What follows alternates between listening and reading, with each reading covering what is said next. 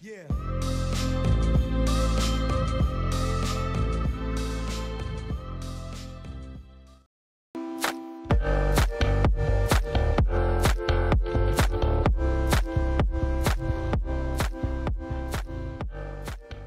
Yun, what's up guys, no? Gagawa tayo ngayon nung pinangako ko, yung paggawa nung panghuli ng tulingan. So, marami kasing nag-message sa atin, nagtatanong kung paano daw yung paggawa nun. Habang ngayon ay quarantine pa is, samantalay natin, gagawa tayo ngayon nung tutorial kung paano gumawa ng artificial squid na panghuli ng tulingan. So, napakasimple lang nito guys, no? So, itong gagawin natin is subuko na to. Ito yung tested ko. Marami dyan na gumagawa din pero hindi ko pa nasubukan yun. Ito kasi is madalas ako makahuli at saka sinasabi ko nga ay proven and tested. So, ayoko naman magturo ng hindi ko pa nasusubukan. So, share ko lang guys, no? Okay. So, kailangan natin ay itong mga artificial squid. Makakabili kayo niyan dyan. Kahit hindi sa mga tackle shop, sa mga bilihan ng mga pangisda, sa mga may mga lambat, doon may mga, magtanong lang kayo, may mabibilang kayong ganito. Tapos bullet sinker, half ounce. Magaan lang guys kasi pag ginamit na natin ito sa pahila, kasi bali guys pang trolling tong ginagawa natin. So, pag nilagay na natin ito doon, bibigat to kasi yung bigat ng nylon at sa haba nung pahila mas lalong bibigat niya, kaya yung magaan lang, half ounce lang, hindi naman kailangan mabigat na mabigat, hindi naman kailangan lumubog masyado yan kasi usually nasa ibabaw lang din sila, mga habol lang yan sila, hinahabol lang nila yung mga squid, yung mga isda, yan usually ganun ang location nila. So J-hooks, madami lang to pero ang kailangan lang natin is dalawa. Kung marami tayong gagawin is siyempre marami, pero papakita ko lang is yung dalawang squid kasi paulit-ulit lang din naman ang process no. Ang nylon, okay, may nylon tayo. So okay, mas maganda, mas makapal, mas malaki kasi ano to magiging leader. Okay, simulan na natin, let's go. So guys, gawa muna tayo ng ang unang squid. Ito yung pinaka sa hulihan. So gagawa muna tayo ng pinaka last sa squid. So gagawa ko ng, alam niyo yung assist hook. So gagawin natin assist hook to, tapos ilalagay natin dito. Okay,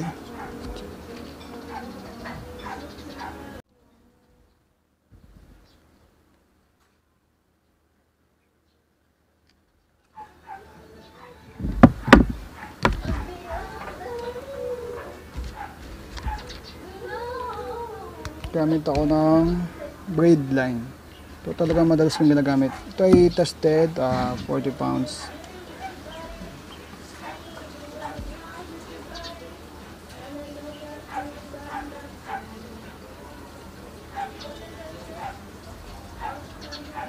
Pali nahirapan ako mag tali dahil yung camera natin yan dito sa harap ko. Masagi ko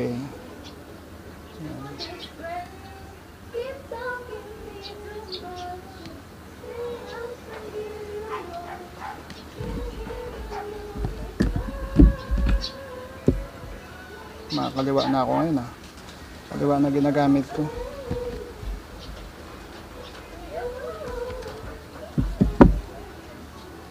Nakahuli agad.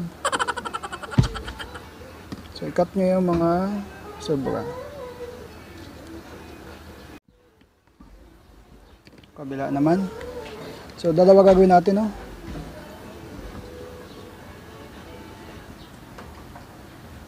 Handaan nyo guys itong J-hook, kaya mahaba yung dito tayo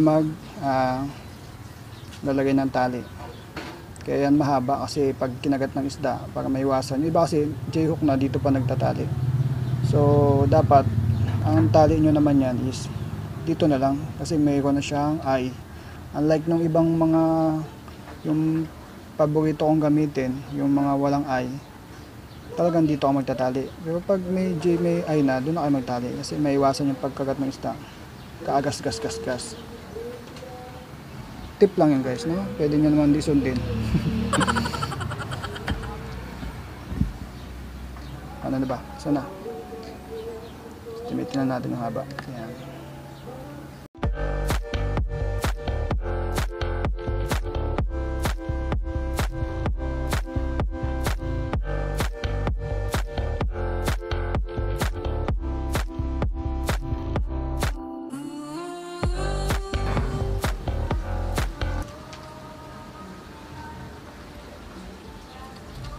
Ano, tapos na natin guys yung pangalawa. So dalawa yan. Yan. Dalawa. Nakaparang assist hook. Lalagay natin yan doon sa may loob ng squid. Okay. Ito natin yan. Ito guys, no, ito based sa may experience ko, ang madalas makagat is yung gantong kulay at yung kulay sky blue. Blue to eh, yung ganito kulay sky blue. So walang available ako ngayon. Pero tignan nyo rin, mag-experiment din kayo kung ano yung madalas makagat. Pero yung base sa akin, yung kulay sky blue ganyan, saka yung gantong kulay, ma-pink-pink na may kulay pula. So ito yung available. So ito yung pagtsagaan muna natin, no? So guys, ito kailangan natin ngayon ng half ounce na sinker. Ito. Okay. Kita nyo ba guys? Yan. Half ounce na sinker. Yan. So ito ay bubutasan natin yung maliit lang. Maliit lang guys, no?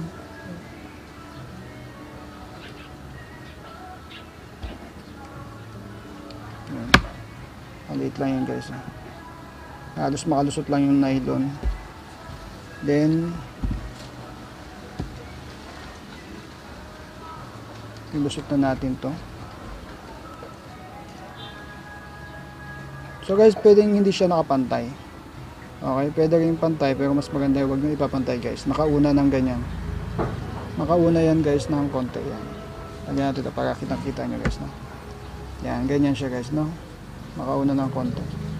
Tapos buhulan nyo guys. Ako binubuhulan ko siya. Then para mas ano siya fix, para na-hold niya yung position niya. So meron pa akong itong gagawin natin guys, no? Ayan. So meron pa akong gagawin dito. Itusok natin ngayon dito sa bullet. Ayan. Saka iba kasi nylon ang ginagamit eh. Ayan, mas madaling pasok, matigas. Ito malambot eh. Mali itong ginagamit kong sinker. Kaya ayun. Yan. Kuha na. Ngayon, ilulusot natin siya dito sa squid. Buka nyo lang guys, no? Ordinary lang to guys na squid. So maliit ang butas niyan. Kung gamit kayo ng pantusok, dami niyang galamay. So guys, no, dalawa ilalagay ko para andito na, sinaksak ko na dito yung bullet. Tapos ayan, ito nilabas na sa dulo. So mas maganda, mas makapal kasi ito yung pinakahuli. So, pwedeng isa din, isa lang, kaya lang suggest ko mas makapal kasi ang ginagawa ko doon, yung ginagamit ko to, halimbawa ito yung squid, nag-iisa lang, wala ka ng kulang ng squid mo. Gumugupit ako ng mga chichirya guys, yung mga, alam mo yung mga piatos, gupitin nyo yun, tapos ipoguman yung squid, saksak nyo dito. Tapos yung makikintab kasi yun guys eh. Hiwain nyo lang, gupitin nyo ng tulad nito. Tapos isaksak nyo dito sa loob. Ganon. Ano yun guys, may maluloko kayo dun. So, sure yun guys. Nagawa ko yun. Hindi ko naman ituturo sa inyo na hindi ko pa nasubukan.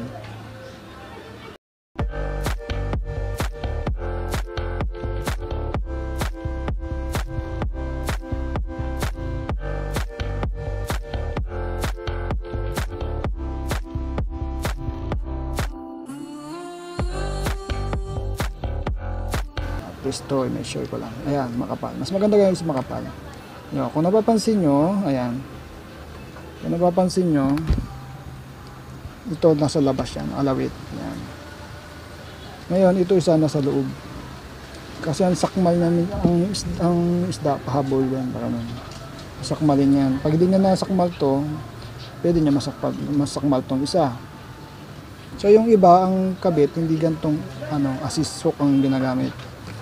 Yan. Gusto kasi ganyan dahil subok ko na at talagang mas malakas yung chance na makahuli dahil sumasayaw to eh. Yan, pwedeng ganyan pag ganyan. Pero once na lumango yan, papantayan ganyan guys. Yan.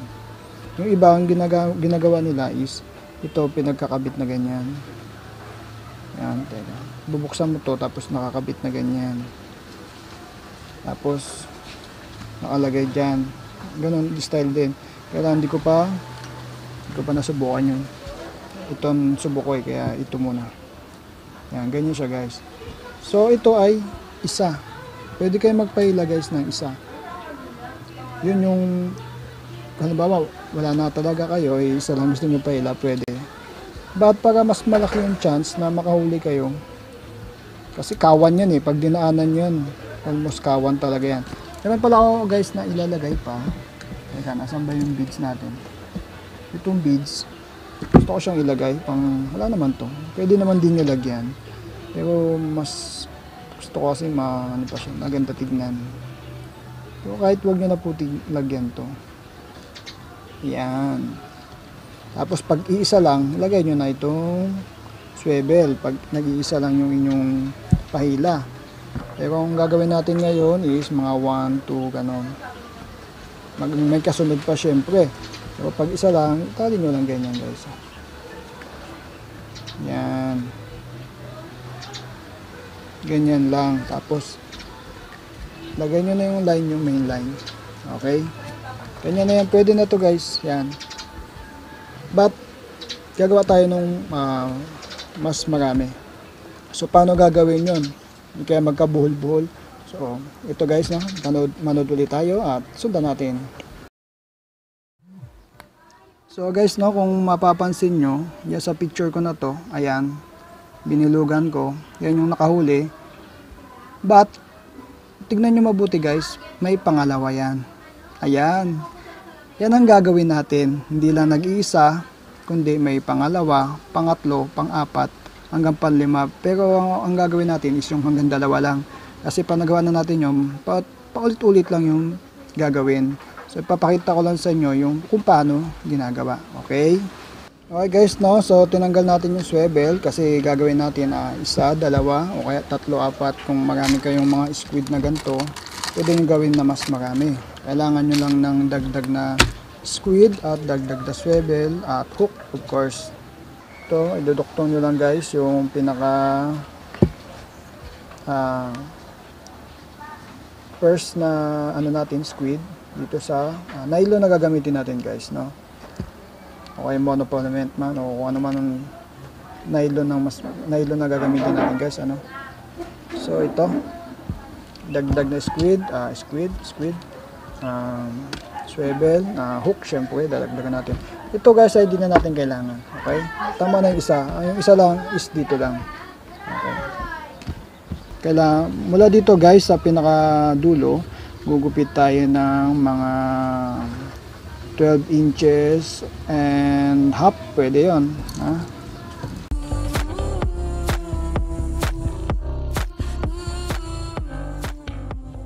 So guys, now gugupitin natin. Okay, so ang gagawin natin is maglalagay tayo ng swivel. Okay, kabitan natin ng swivel.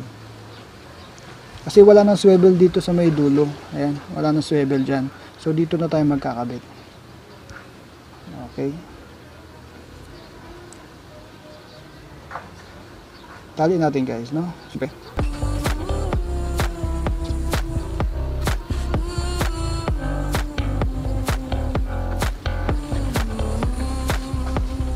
Ipat natin yung mga sobra.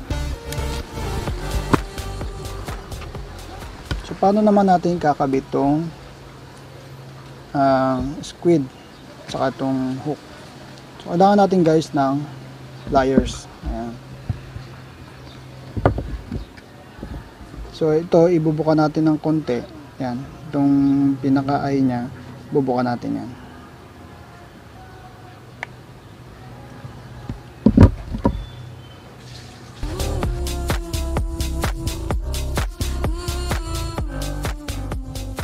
No, nabuka na natin, yan.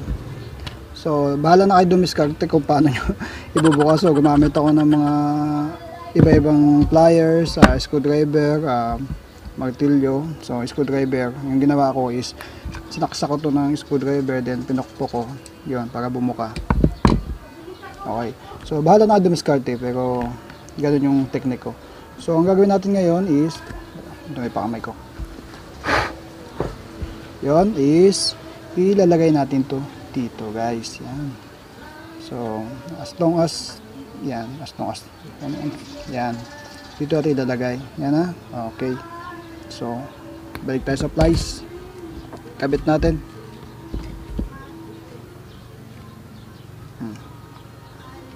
Isasara natin to ngayon. Layuin nyo muna yung tali at baka pwede kasing wag nyo muna ikabit yung tali. Okay, so tanggalin muna natin pala, limutan ko na. So ito muna gamitin na.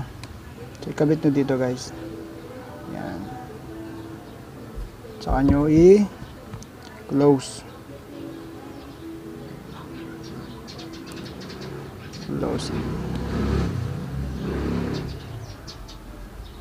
Mas madaling mag-close kaysa magbuka na ito, ang kunat Make sure na naka-close lang siya, no? Ayan. So guys, no, ito after nitong malagay, yan, okay na. Ganyan ang forma niya. Yan. Itong pinaka-line natin, pinaka-jig natin. So, ito yan.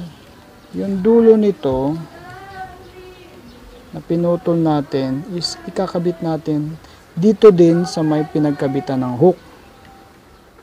Yan. Sensya na kayo guys, no? Maingay sa likod. May nagko-concert. Pagbigyan na natin at mga wala namang magawa dahil quarantine Yan lang yung mga sobra natin nylon. So, ayan. Yan yun ang forma niya guys. Paano natin ilalagay ang squid nailagay na natin. Tama yan guys, no? Kala nyo nagkamali ako, no? So, kukunin natin yung isang squid. So, yung pinaka-line natin again. May line ulit tayo. Ito, bagong line. So, ito yung squid. Gupitin uli natin yan dito guys.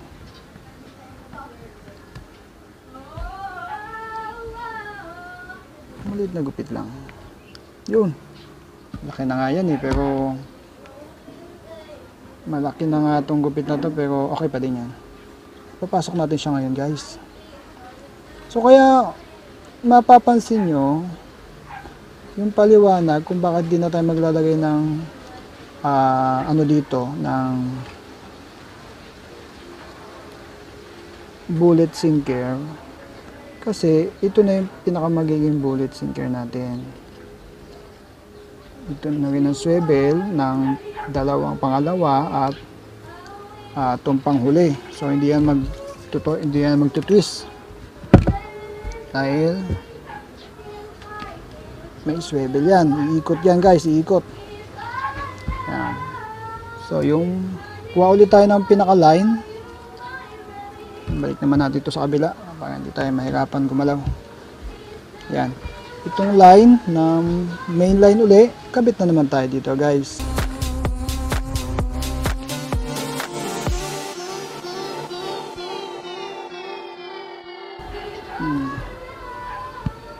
Ulit-ulit lang to guys, no?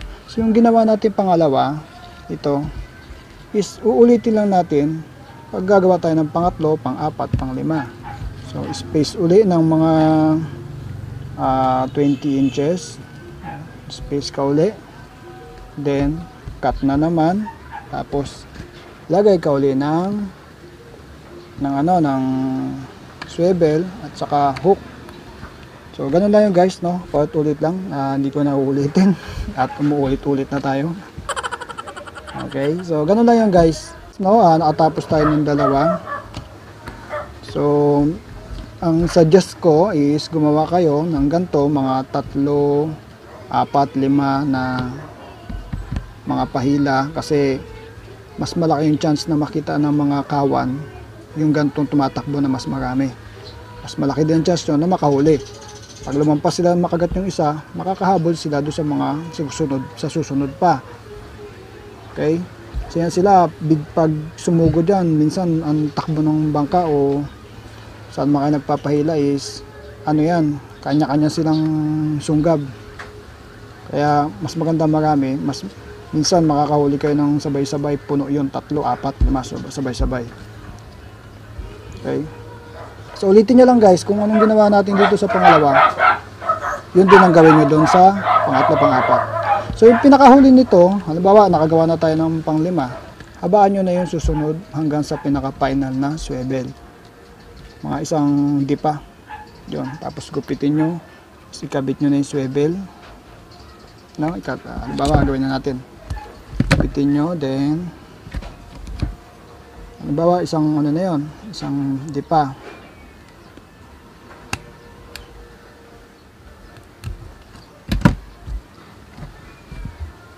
Kabit nyo na yung swivel sa pinaka main line. Ito yung kakabitan ng main line.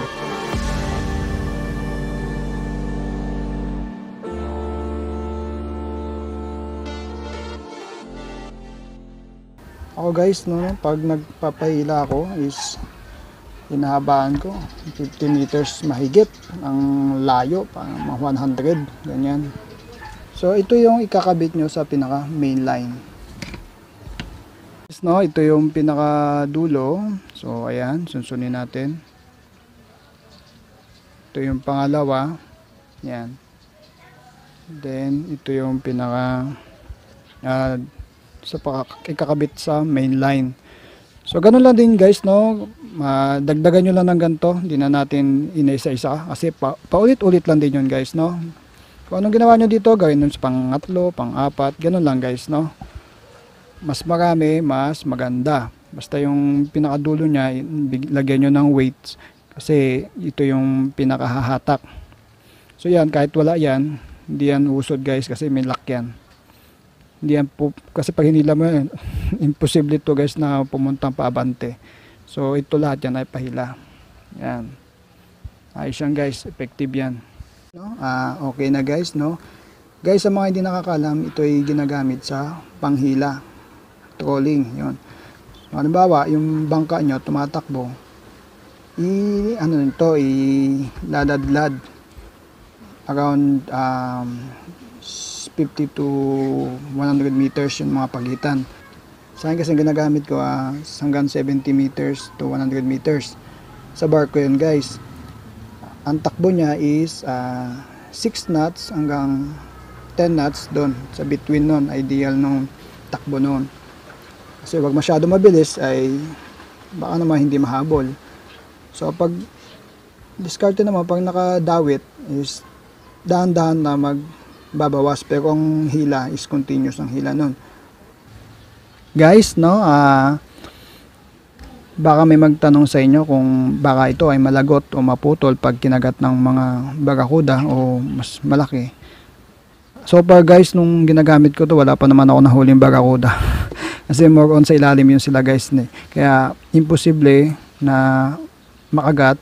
O kaya kung makagat man to, talagang madadawit to. Kasi kailangan natin ay, pag barakuda ang hinuhuli natin, yung malalaki guys yung mga dipa ang laki is kailangan natin ng wire leader. Kailangan natin doon ay mga wire leader na. So hindi na ubray ang mga nylon na yan. So ito naman ay for tulingan, makakahuli kayo ng tulingan, dorado, yung lapis, yan. Kaya yan guys. Huwag kayong matakot. Basta tama yung setup, dawit yan guys. Maniwala kayo. Okay guys, hanggang sa muli. So hanggang dito na lang uli guys. Hanggang sa muli. This is Papa Vlog. And don't forget to subscribe. Paki-hit na rin ang like button kung nagustuhan nyo. And comment below guys kung ano pa yung mga gusto nyo matutunan. Then yung kung meron kayong mga suggestion o may mga gusto kayong sabihin about dito sa aking ginawa, kung meron ba kayong ibang technique, pwede nyo i-share guys. So give and take tayo.